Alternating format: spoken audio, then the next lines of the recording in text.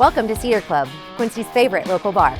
A friendly corner bar with a laid-back atmosphere and affordable drinks. It's the perfect spot for a great time. With entertainment galore, including shuffleboard, golden tee, pool, foosball, and winning gaming machines. Cedar Club's latest edition is the best spot to catch your favorite game. Great drinks, great friends, and great times. Cedar Club, 20th and Cedar in Quincy.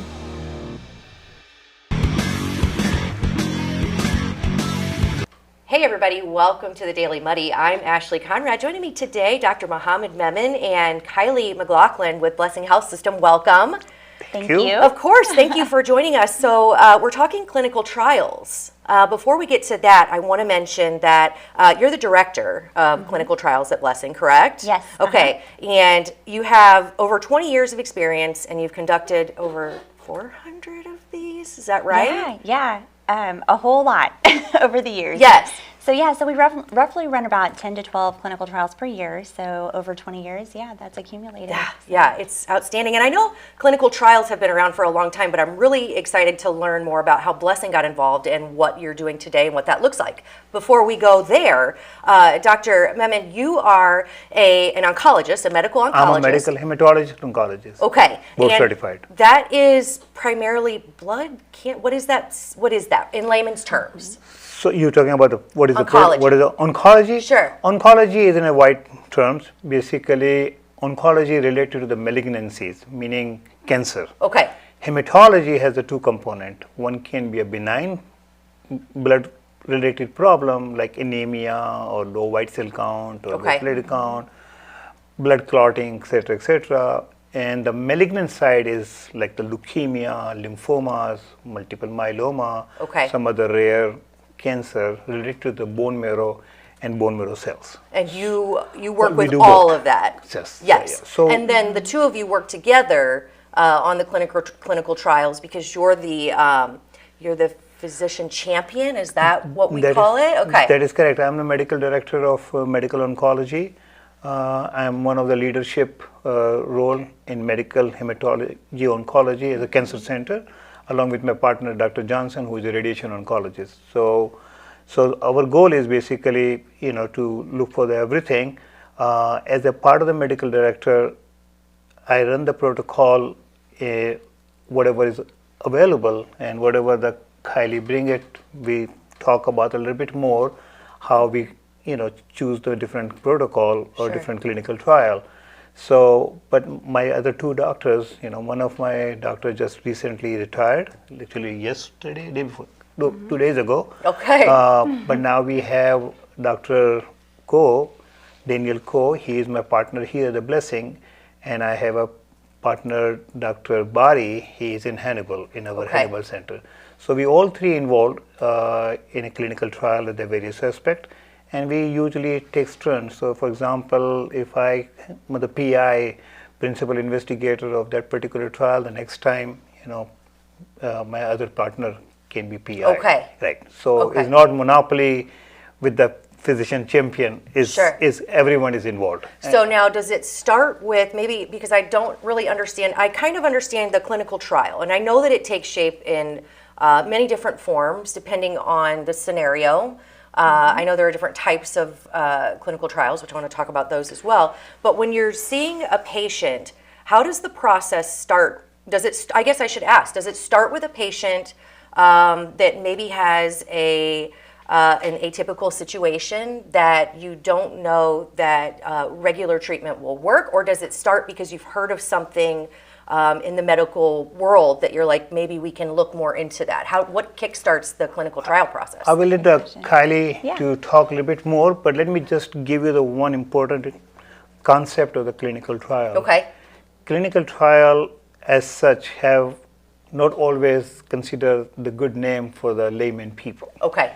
Because there are certain things happen in the past which make the people think the clinical trial means they're going to be a guinea pig. And trial has that kind of terminology. Yeah. So clinical trial in United States of America and rest of the world actually are very, very strictly guideline. Okay. And they are protocol based, meaning there are certain criteria you have to be fulfilled in order to enrolled in the clinical trial. Okay. Now, clinical trial is an excellent tool for us, and what we see right now in the medical field, not only the medicine, the devices and other things related to the health system, we thank to the protocol, we thank to the clinical trial, because of that we have created a new innovation, new medication. Without this clinical trial, we're still going to be in the same situation as we have 50 years ago, just a chemotherapy. Right, and the advancements are Advancement. incredible. Yeah. So Kylie's role start, and I let Kylie to elaborate further about her role and how you get goes connected. by the clinical trial, Yeah. and how she comes and present the cases in relation with the other pharmaceutical company. And so let's, Kylie, you maybe. Yeah, so just to kind of tack on to what you were saying, though, to kind of expand on that just a bit for a moment, is if we think about every medication that your doctor prescribes to you today, you go to your doctor and let's say that your blood pressure is high and they might prescribe you a medication to lower your blood pressure. That medication went through the clinical trial process to become commercially available for your doctor to prescribe to you. Okay. So when we talk about clinical trials, that they are systematic research studies to ensure safety and efficacy of potential new medications, devices, or therapies. So we collaborate closely with key stakeholders in this space, which would be pharmaceutical companies who are heavily involved in research and development to bring about new innovations. And they use lots of different techniques to design potential new medications. In some cases, we may already have a lot of knowledge about a medication that may be used to treat a particular type of disease, and we could apply that then to a new disease. So for an example, in very trending in the news media today would be like the diabetic medications that are now used for weight loss. So we learned in those diabetic studies, which was a GLP-1 inhibitor that was geared towards treating diabetes, that there's this other benefit, and then we can look to see, wow, these patients also are seeing a reduction in cardiovascular events. So now let's look at that. Let's ask that question. So we do look at what's going on with the research and development and what's coming up through a phase 1. So phase 1 is the first in human studies. So this is when a new compound or a new molecule is being studied in humans. These are very small, very specific studies. And we don't do those here at Blessing. Okay. Those really have a special place in very special phase 1 units. So we do look to then see if those medications are successful, if they're being shown to be effective in treating and safe, and then those will move into like a phase 2 and then on to a phase 3. Okay. And then it's at that point where a phase 3 study results out that the sponsor, the pharmaceutical company, can make the determination if they're ready to file with the FDA for their new drug application. Okay. And that's a formal submission then where the FDA does a full review of the data from preclinical, so that's before in a laboratory setting, so preclinical data, and then all of the clinical data, which is that phase 1, 2, and 3, those results of those studies. Okay. And then if everything looks good and appears well, the FDA will provide an approval, and then from there, then that drug can be manufactured and sold, on the free market. Sure. Yeah. Okay, so your involvement with Dr. Memon, so let's say a patient comes in and let's say they have cancer, unfortunately, and they have something that may be a little more atypical, a little more unusual. And you mentioned pharmaceuticals, which of course, can be, drugs, right, that we're talking about, but there are also therapies. There are different types of treatment, different types of trials. So if you have someone that comes in with cancer, let's say, and you're coming up with a treatment plan, how do you know when it's time, or how does a patient get involved in a clinical trial from a patient standpoint? Right. So, this is a broader term. So, for example, if somebody is a very established treatment, So when Kylie mentioned about the phase 1, phase 2, phase 3, we do the phase 3 trial. Okay. In a smaller center like ours, it's usually involved in the phase 3. And one of the things which I explained to my patient, because like I said, there is some negative connotation about the clinical trial. Sure. Mm-hmm. So we explained this is a clinical trial, it's a phase 3. Most of the time we do the phase 3. And the phase 3 means there is an establishment of the medicine already been established. So effectiveness of the medicine is established. As Kylie mentioned, there are medicine which was already proven into the other field, and now it's coming into the combining with this particular medicine for that particular disease. Okay. Now there are some clinical trial in phase 3 which have a novel medicine which has not been used, but they already have gone through the phase 1 and phase 2. Okay. So there's an establishment. So for instance, the patient comes, let's example, patient with the breast cancer comes. We have at least maybe 30 different regimen which is established medicine. Okay. Now, most of the time, you're going to be recommend these established regimen because they have a proven effectiveness, Sure. and there's no reason to put the patient on something which is not really established yet. So that's the first part. In some cancer which we don't have these kind of things, then you can offer that, okay, well, there is a medicine previously was given chemotherapy for that particular cancer, did not work. Now we have a clinical trial combining with this novel medicine, which can be novel, which has not been used, or there is already establishment, for instance, the immunotherapy, which has been used in many Sure. many cancer. So you can combine, and then you explain to the patient that this is the reason we are putting you, because you have no other options available outside the clinical trial. Right. That's number one. Or you have a clinical trial, you have a medicine available outside a clinical trial, but there are some phase 2 data suggest that this medicine may be beneficial in your case. Sure. So that's the one way of approaching. Second, most of the time the clinical trial comes after the first line or second line fail. Okay. So in this day and age, when I was doing about 25 years ago, we have a 2 or 3 chemotherapy regimen, for every cancer. Sure. So most of the time the patient comes, we look for the clinical trial. And still, if you look at the NCCN guideline, they always said a clinical trial has been recommended. So there is a 15 different established regimen, but they still consider, we can consider the clinical trial.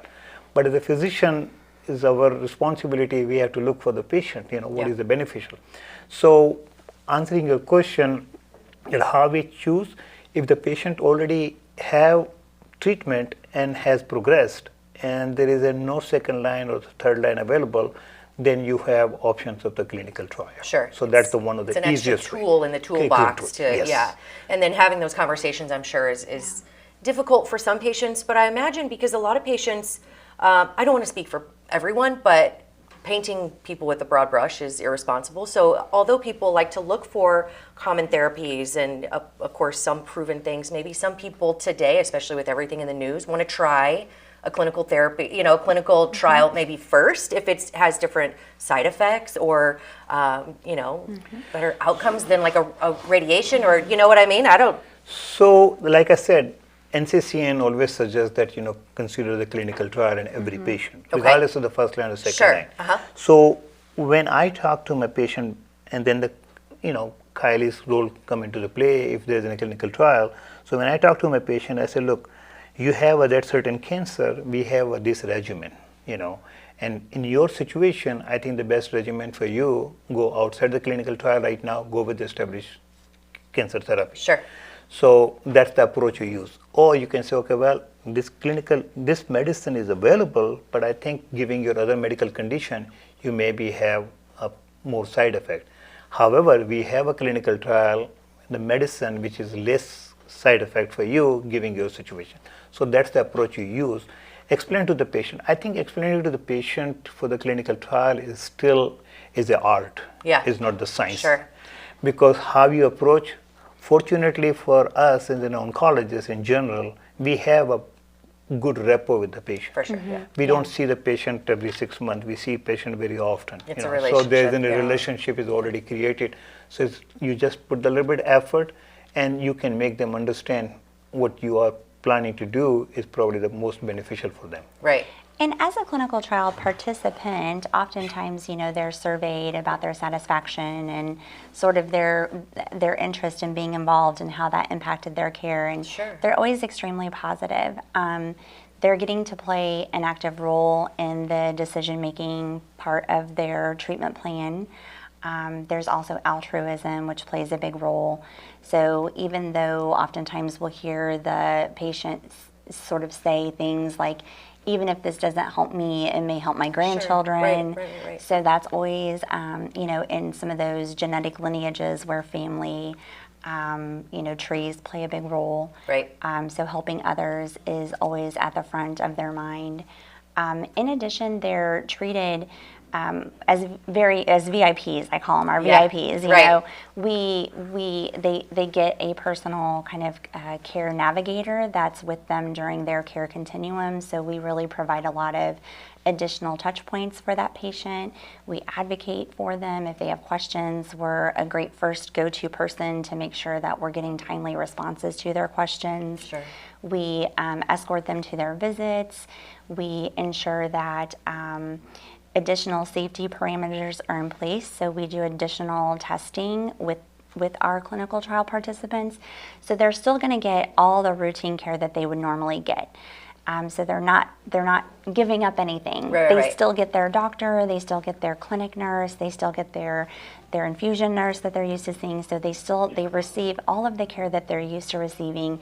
But in addition, they're going to get some additional testing done. We're going to ensure that their organ function, doesn't have any changes. There's also expert panels that review the data on the back end. So as our patients are coming in for visits, we're submitting that data into a database in real time. It's de-identified, so nobody knows who number 112233 is. But on that back end, that data is being reviewed by expert panelists. And so they're looking for any potential safety signals that have gone undetected in earlier studies. Sure. Because now there's more patients and more participants and more sites across the world, and so more data could potentially reveal something that we didn't detect before. Sure. So in real time, we have safety experts that are reviewing that data and ensuring that our patients are receiving the best care. Right. So it's advancing medicine.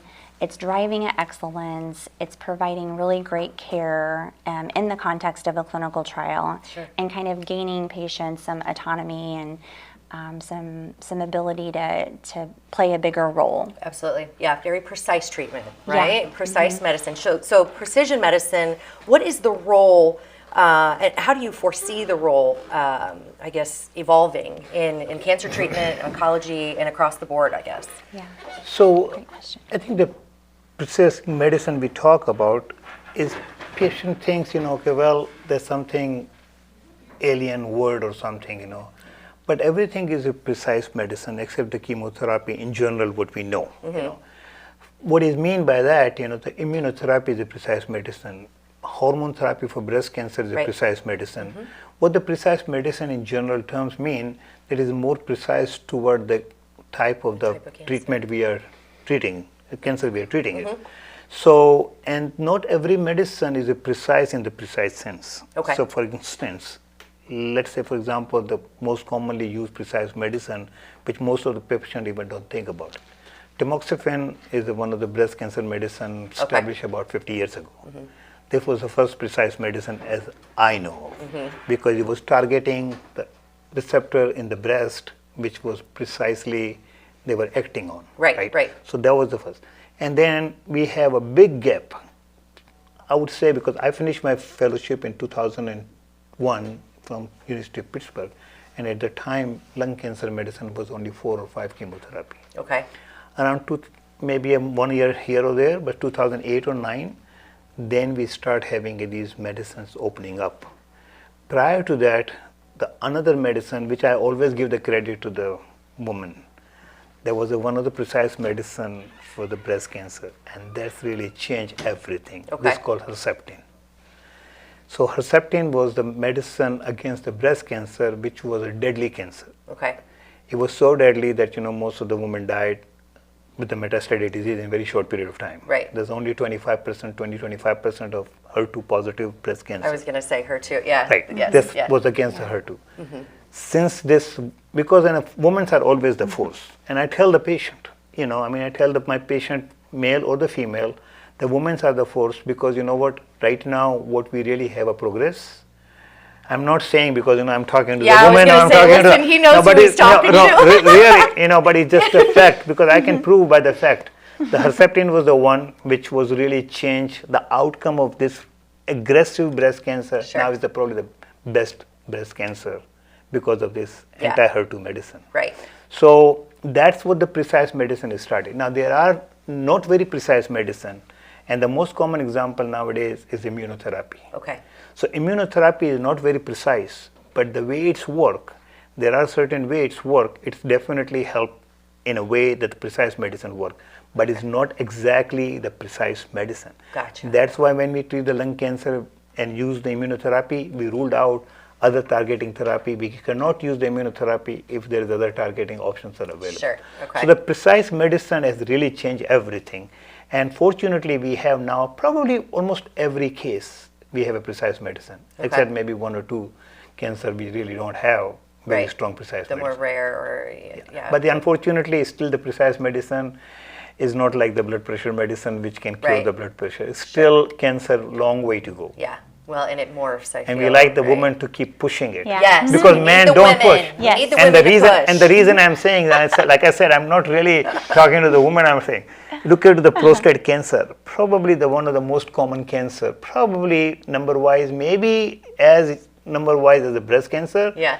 You never see any advertisement for the prostate cancer on the commercial. On the other hand, you have a marathon race after race for the breast cancer. Yes. So the men are terrible. Yes. Well, I mean, again, we're not painting anyone with a broad brush, but if I have to, if my husband needs a doctor's appointment, I have to make it. Exactly, my point, right? exactly, yes. right? So we definitely are very proactive. So, which turns out to be a great thing because, right? Absolutely great thing. Would you call it Herceptin? Is that what it's called? Herceptin. Against the HER2? Yeah. And there are many more anti-HER2 now, Sure, but sure. Herceptin was the first one. Right. Well, it sounds like, of course, clinical trials, when I think of one thing, I think of, just kind of what you said, guinea pig. But it sounds like the partnership between the doctor, the care team, of course, the director of clinical trials, and you keeping your pulse on what's happening in the medical world and, the different phases of the research and what we should use. It sounds like a very excellent and productive partnership.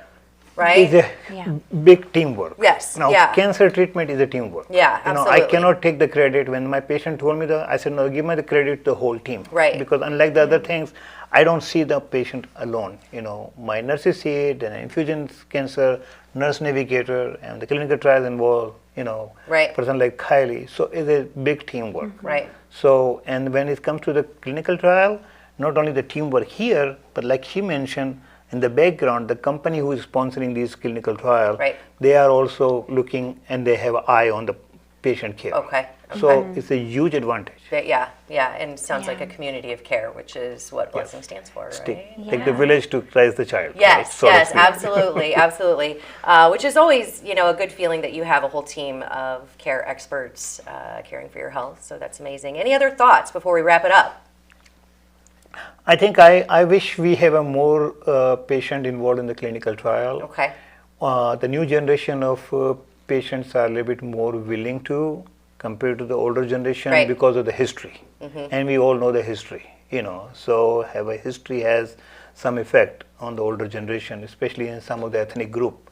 We see it more than the other ethnic group. Right. So, but I think we don't hear from the media. I wish the media is more proactive about promoting the clinical trial. Sure. And importance of the clinical trial instead of just selling the drug on the commercial. Right. Yeah, with all the terrible side effects that we all know and love, right? And then, of course, social media probably has some impact on the changing of the generations and how likely they are to, right? I mean, so now we need media involved. We can do that. Yeah. We can do that. Any last thoughts from you, Kylie? No, I mean, I think that clinical trials close to home has been a mission and vision that I carried with me when I moved to Quincy, and I think Blessing partnering with clinical trials in our region has really shown that they're invested and that they're committed to advancing the health of our community. Absolutely, so, absolutely. And how long have you been doing this before I check I finished my film fellowship in 2001. Okay. More actively involved since the Kylie came here. I've been here in the Blessing for almost 6.5 years. Okay. Worked most of my life in the Chicago area. After my fellowship, I moved to the Chicago, and I live in the Chicago. And then I moved to the, because Blessing started the cancer program in 2000, maybe end of the 2017. So I joined them in 2019. Okay. So. And then the clinical trials started. So I started with another group here in town and grew clinical trials here in Quincy, and then came to Blessing in 2020. Okay. Excellent. So, yeah. Yes. Well, thank you so much. Yes, you are a thank wealth you. of knowledge. I hope you come back and join us again. This was very interesting to me. I hope everybody learned a lot. Again, I know, when you hear clinical trials, you hear one thing. Hopefully today's conversation has opened your eyes to a little bit more. And hopefully the media starts covering clinical trials a little bit more, right? And we appreciate the opportunity to provide us, because I think if we can spread this word out, would be helpful. Yeah, thank you for having us. Yes, of course. Thank you, Dr. Bevan. Nice Thank you, to meet Kylie. you. I appreciate you both. Come back and see us anytime. Thank you. Great. All right. Thanks so much. Happy to be here. Yes, absolutely. All right, coming up next, Brittany and Ash C and Coffee Talk. Stay tuned. The Tower, a great place to meet and eat. But did you know the Tower has one of the finest drink selections in our area? Along with its incredible Mexican menu, the Tower specializes in tequilas for every taste. Names like Patron, Cabo Wabo, and Hornitos. And don't forget the margaritas. On Mondays and Tuesdays, stop by and pick up a single topping pizza and get Tower margaritas to go.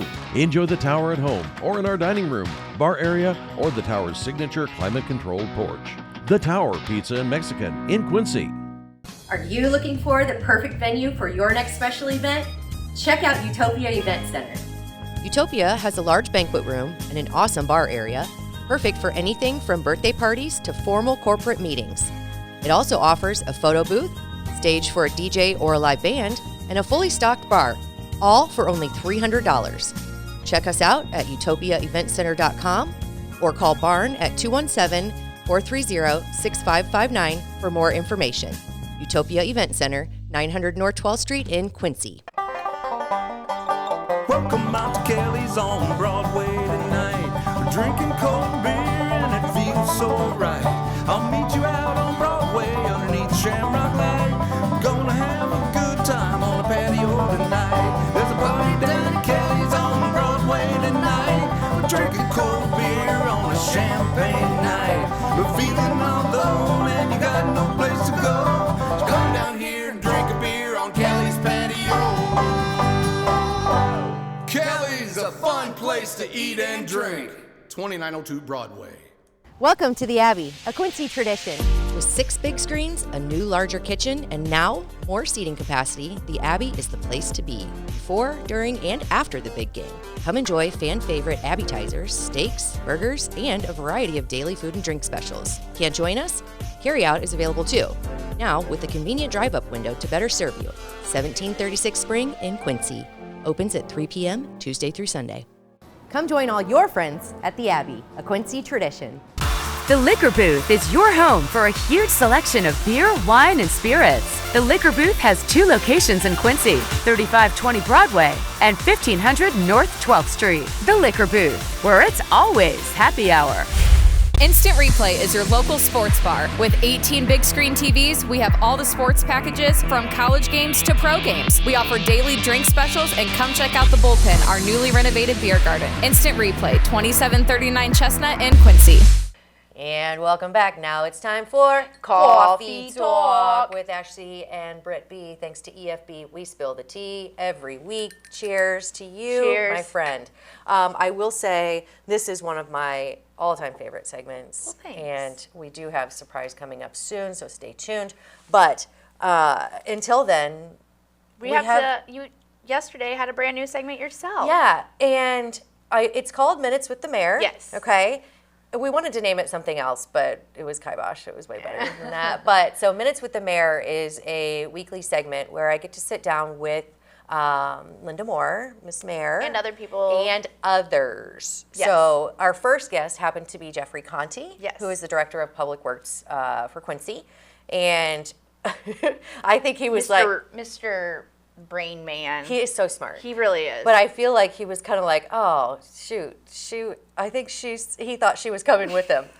So surprises all around, but he did fantastic. We talked about all things roads and road construction. Yeah. And That's kind of what I wanted to chat about today. yeah. So not to beat a dead horse, Yeah, I well. guess, but we'll be talking about it for quite some time. Obviously, it sounds like the projections, when he was talking about that with you, I was like cringing over there.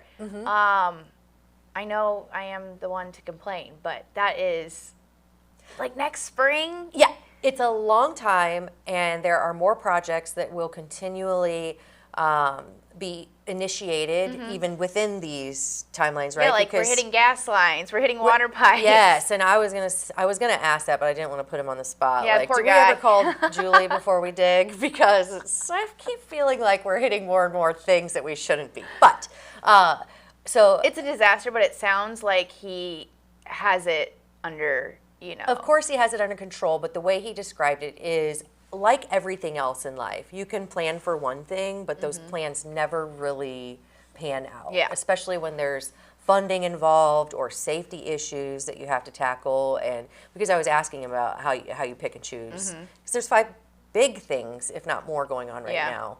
And how did these 5 things come about happening concurrently? And basically he was saying that there's different variables, and it just had to happen. I would think also a lot of these, I mean, it's all connected. Ouch. Yeah. So you kind of have to. Right. I don't know.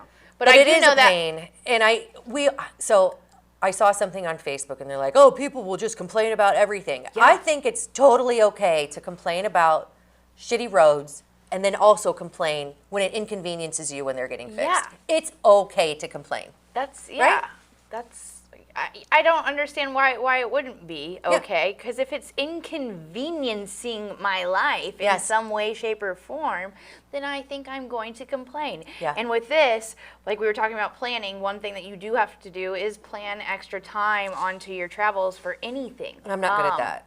No, me I always either. leave last minute, and I think it's something mental. Well, we with me. live in Quincy, and we should be able to get anywhere in less than 10 minutes. 100%. But in That's this, not the case. Yeah, no. Well, and also, I don't want to go TMI here, but when I was traveling down Broadway, my my needle is on super E, as I like to call it. It's like jumping, like trying to get me from A to B, and stupidly, I took Broadway, and what would happen if you would have ran out of gas? okay, on not there? only that, but I had to use the restroom so bad. Okay, so I'm thinking worst case scenario.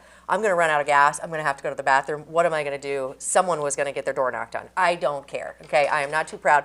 But then as I'm sitting there, the cement truck, the guy comes over and like holds up his hand because the cement truck needs to come out.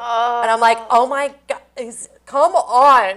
So I let him out. I made it home. Everything was okay. I did coast into the driveway on fumes, but all is well. But it just goes to Then where did you just fill up in your garage?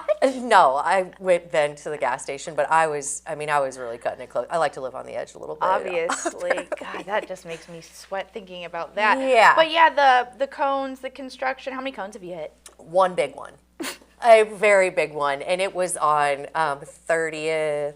Is that 30th Street? Yeah. Yeah. I turned because it was wonky. Yeah, Like well, that's what I'm nervous when they're wonky Mm-hmm. and they're kind of coming out, and then you have traffic in the right lane, and Yeah. I'm like, oh, let me just scooch over just a little bit to get out of the way of this cone so I don't hit it even more. Yeah. And it's like, oh, wait, there's a car there. Yeah. I really hit it, and then I drug it for a little bit because I didn't want to get out. There was a whole parade of cars behind me, so I'm like, maybe it'll just fix itself. Then I had to stop, and the guy who was working on the road, such a sweetheart. I was like, Help.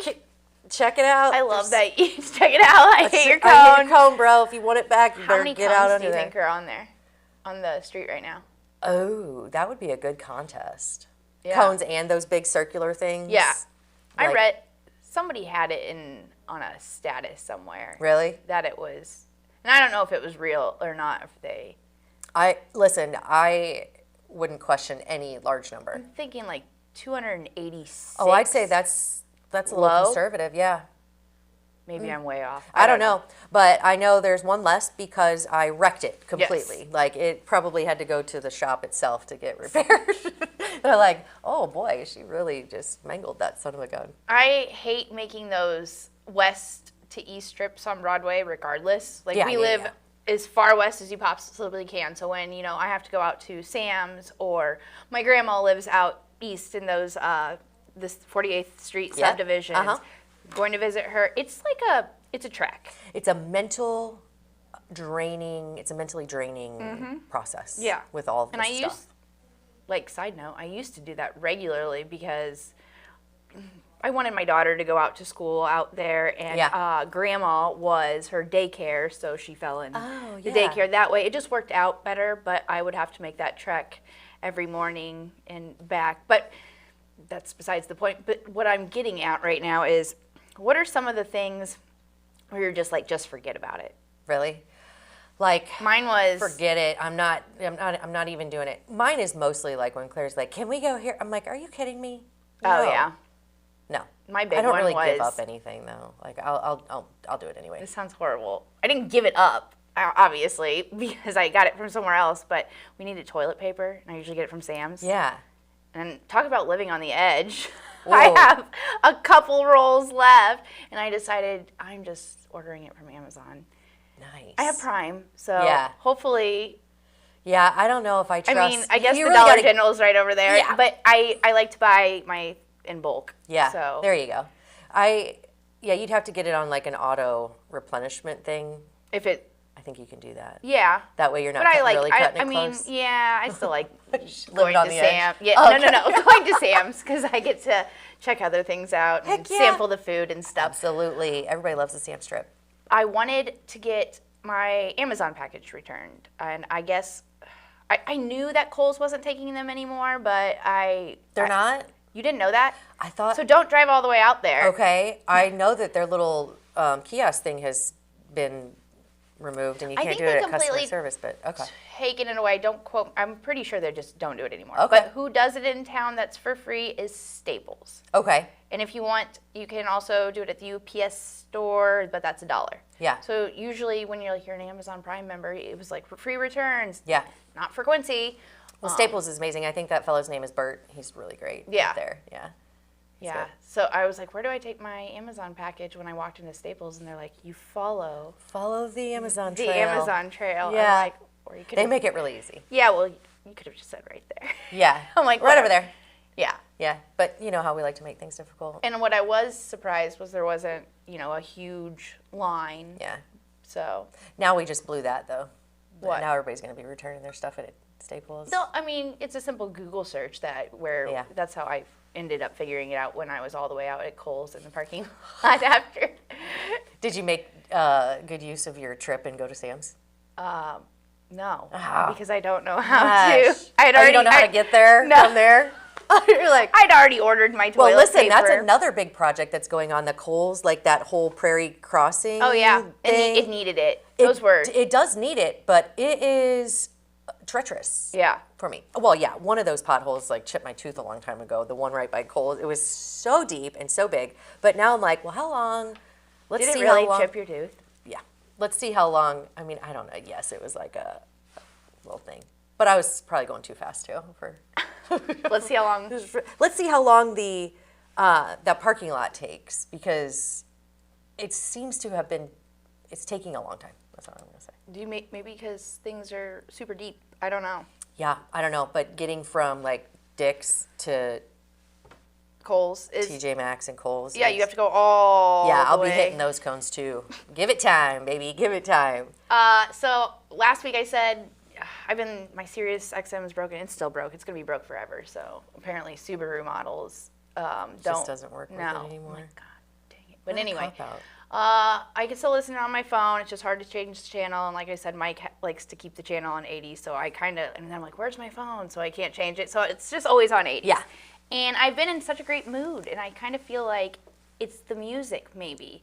And then, like, really thinking about it, maybe it was because I was a kid and, in the 80s, you don't really hear as much about, like, depression and anxiety and things like that, but maybe it just wasn't talked about. But I also kind of feel like the music had something to do with it. It could be a number of things, and I don't think you need to discount any of them. So, yeah, nostalgia, when you're listening to 80s music, takes you back to the good old days, number one. I feel like there is a different vibration. There's definitely different I don't know musical terms. Mike Me could probably either. kill me, I was but let's asking say, Mike, I was asking him, like, what's my theme song for the 80s? Yeah. And he said, the Ghostbusters song. Nice. And Huey Lewis. I think Can't Buy Me Love. I don't know. Sweet. I don't know. That was one of my favorite movies. What was mine again? No, it wasn't Huey. What was it? He's over there. He knows what it is. I don't know, but I like Genesis. Can't buy me love. I want to be, I want my theme song to be Invisible Touch. Ooh. Now you get But I don't think he would sexy. like that one. No. No. No. But we all have, like, I think A you're theme right. song? I think the theme song, I talked about last time, I don't even remember what I said, but, and then, yeah, when you're driving and you're listening to music that puts you in a good mood, it helps your whole attitude. It does. It could be because you're thinking back. It could be because we didn't hear about all of the anxiety and all this stuff. I mean, who knows what it is, but do what makes you feel good. Yeah. So if it's 80s music, by God, listen to 80s music. It is. Yeah. I do like the satellite radio aspect because what does not make me feel good is commercials on FM radio. Yeah. I'm always just, I don't know. I see all I listen to is cringe. podcasts anymore, like Yeah. comedy podcasts, because I feel like it's so, yeah, it just lifts my spirits. So you're Every not once in a while. jamming in your No, car? I mean, every once in a while I'll jam, like just from here to, I would say about 10 minutes, but now it's about 25, right? I'll jam for about 25 minutes. Now like you get half a after podcast in. yeah. So I'm like, oh, well, I'll just listen to some music, but yeah, do whatever makes you happy. If it's 80s music, do it. Last thing, music to my ears. I heard it last night when I was watching the city council meeting on the Facebook. It seemed really clear too. I think they're doing different broadcasting and there was different angles and it was easy to watch. Sure. Something that was mentioned, and I'm not sure if it was reported on, but Jeffrey Conte, your guest yesterday, said something about the median that we always talk about. It's going to finally be Prettified. fixed forever. Yay! If that's what you want to call it. I don't know. But they're planning on filling it with concrete and then putting a Welcome Quincy sign on there. Yes. About time. Yes. I'm excited. I don't know if anyone else caught that. Yeah. Because, like I said, it wasn't said, but it was music to my ears. That's beautiful. I wonder, though, if we're going to wait to mow it until we get the concrete contract. Oh yeah, all for panned sure. out. Why not? We got too much other stuff going on. We got to get these streets fixed. These potholes got to get filled.